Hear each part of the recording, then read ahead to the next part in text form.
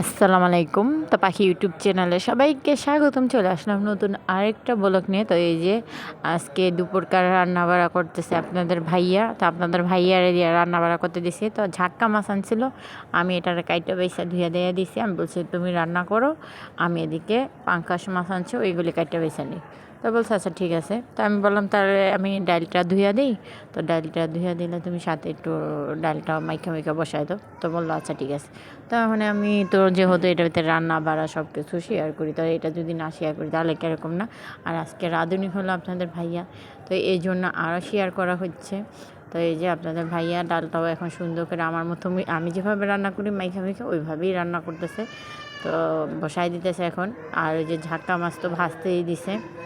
আর ওই চুলার ভিতরে পানি আছে, পানিটা এখন নামায় ফেলবে। তো মাইখে মাইখে এখন এটাতে পানি দিয়ে সুন্দর করে ডালটা বসাই দেবো। তো এই দুইটা হ্যাঁ রান্না করুক, আর আমি মনে করলেন করবো পাঙ্কাশ মাছটা কাইটে বেছে নিই, কাইটে বেছে তারপরে আমি আবার পাঙ্কাশ মাছটা সুন্দর করে ভাজা নেব।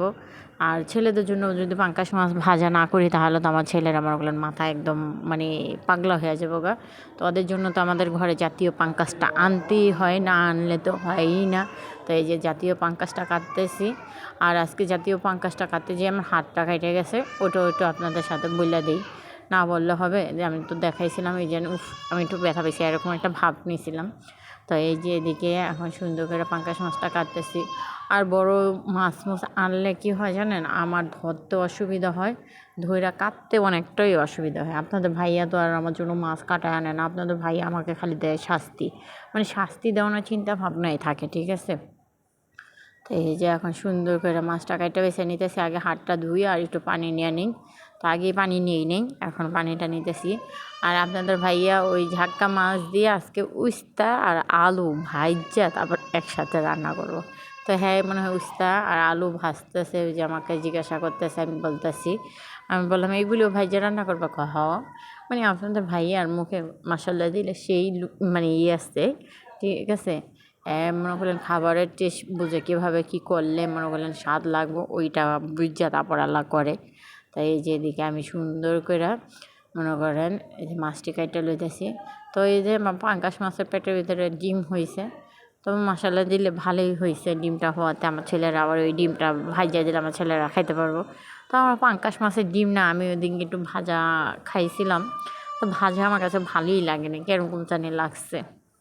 ইলিশ মাছের ডিমের মতন তো অন্য কোনো মাছের ডিম তো প্রশ্নই আসে না। ইলিশ মাছের ডিম যেই স্বাদ, এরকম স্বাদের তো আমি কোনো কিছুই পাই না। তো কী বলবো, ওই সব বইলা তো লাভ নেই। এই যে পাঙ্কাশ মাছটা এখনও কাটতেছি, কাটতে কাটতেই আমার টাইমটা আজকে অনেক চলে গেছে। তো তাও আপনাদের সাথে শেয়ার করে নিলাম, কারণ আপনাদের সাথে যদি আমি এটা শেয়ার না করি তাহলে তো আমার ভালো লাগবে না। আর আমি সবসময় জানেন আমি এই কথাগুলি বলি। তো আজকে কি আবার অনথা করব? অনথা আর করলাম না। এই যে পরেই আমার মাছ কাটা শেষ, মাথাটা কাটা আর দেখাবো না। আর আপনাদের ভাইয়া কী হইলো না হইলো ওইটা দেখাই দিই। তো এই যে উস্তা আর আলু ভাইজা নিছে, আর এই যে এদিকে মশলা কষাই নিছে, আর ডালটা হয়ে গেছে। তো আমার মাছ কাটতে কাটতে মানে পরেই হ্যাঁ রান্না করা আগে গেছে। তো এখন আবার ওই ঝোলটা এখানে ঢাইলা দিছে, ঢাইলা একটু কষায় মশায় পানিটা দিয়ে দিছে। তাই এই যে এখন আমি পাঙ্কাশ মাছটা আবার সুন্দর করে মাইখা নিতেছি। ডাল হয়ে গেছে, ডাল নামায় ফেলছে, মাছের ঝোলও নামায় ফেলছে। তাই এখন আমি মাছটা সুন্দর করে ছেলেদের জন্য ভাইজা নিই। তো ভাইজা ভুজা রাইখা গুছুমুছু করবো, গুছুমুছু কইরা আমার ঘরে এখন হুজুরেরা আসে। তো হুজুরেরা আইসা ছেলেদের পড়ায় মরায়। তো ওইসব আর ভিডিও করি না, কারণ হুজুরে যদি খারাপ ভাবে, তো এই জন্য ভিডিও করি না। তো এই যে রাত্রেবেলা এখন আমরা খাওয়া দাওয়া করতেছি জামাই বউ দুইজনে, ওইটা একটু আপনাদের সাথে আবার শেয়ার করে নিলাম।